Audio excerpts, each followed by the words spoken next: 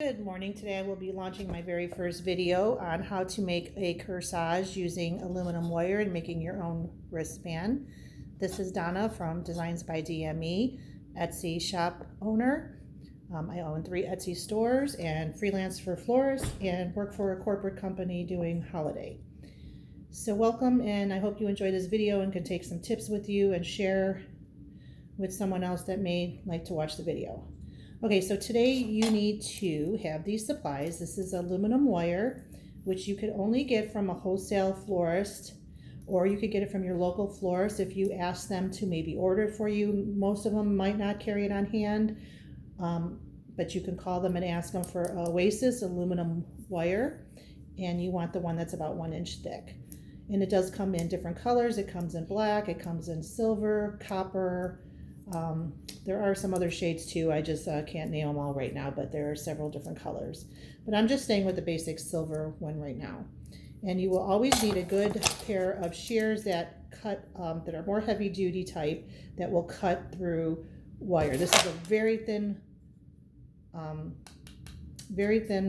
piece here, so it's going to cut very easy, but you do want to get a good pair of shears.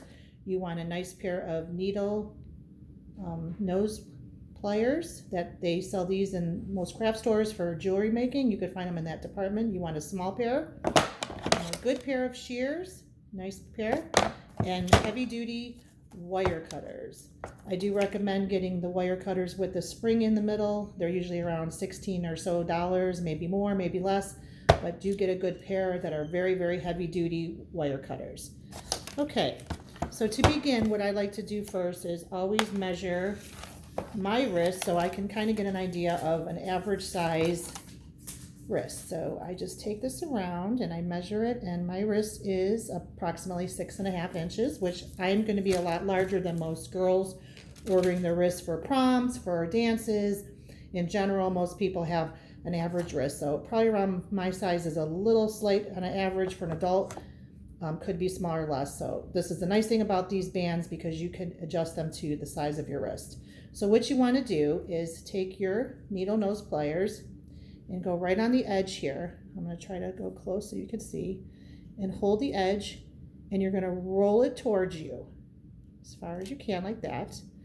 And then you're going to go on the other side and you're going to do the same thing till it rolls. And then in the middle you have like this little piece like that. Just kind of go in the middle here and you could pull it down, and then do it again. Roll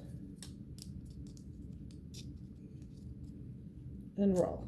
So you should wind up with this nice little rolling edge on both sides, on both ends of it. Okay, so then what you do is you simply try it over your wrist, center it, and fold it in.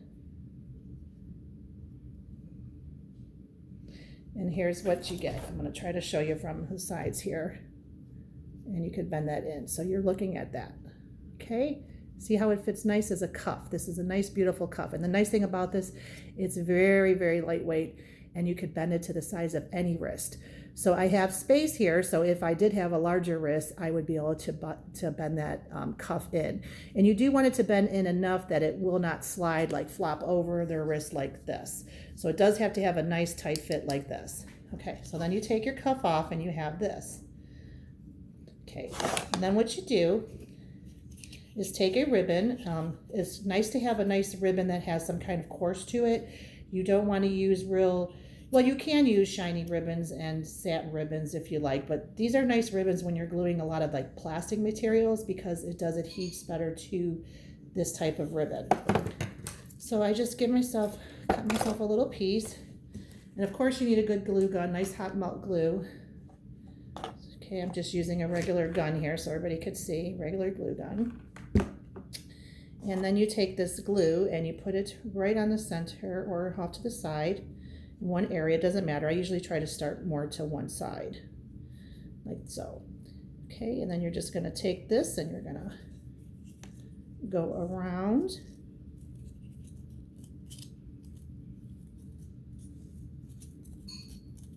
Like so. And then when you go back into the inside, take a little bit more glue. I'm just going to glue the bottom of it. I'll show you what I did here.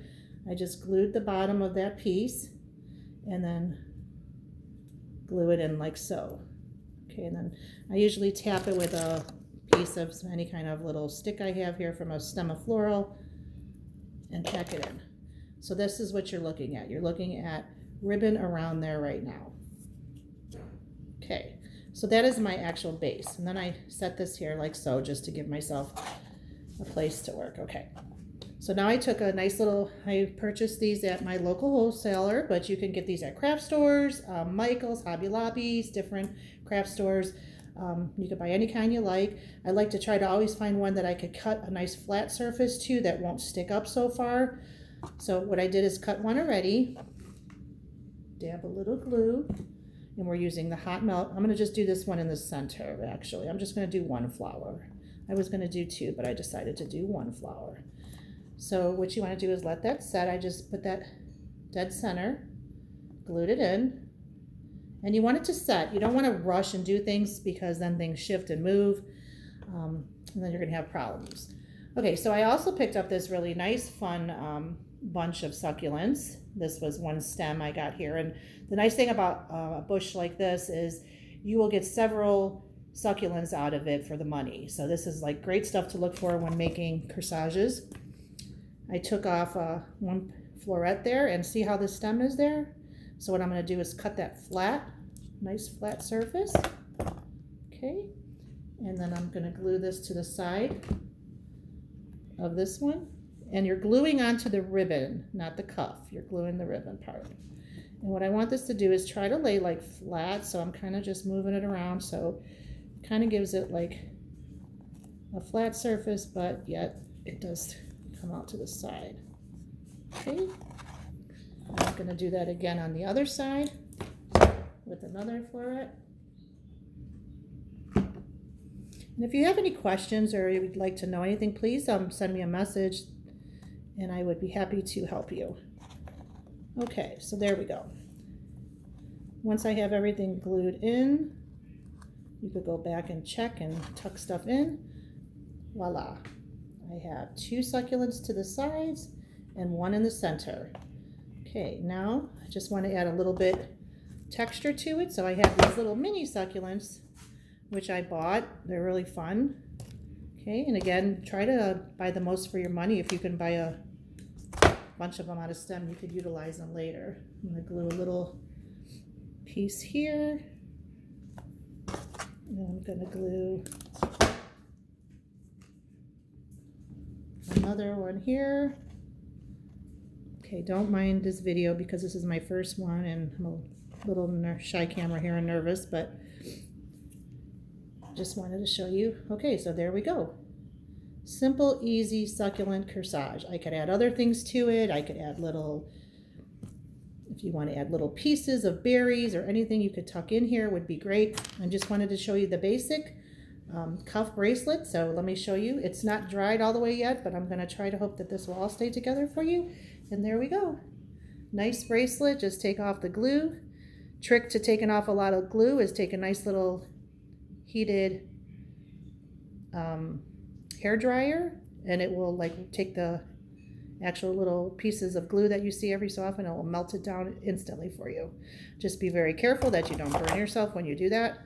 Take off any little excess stems or pieces of ribbon that you may have, and voila, there you go. Cuff bracelet. Easy to make, easy to wear. You just squeeze this tight to your wrist. Comfortable all day. Take it off, very lightweight, easy to carry. And see how it adjusts to size of wrist. And there you go, you could do it yourself. Thank you for watching.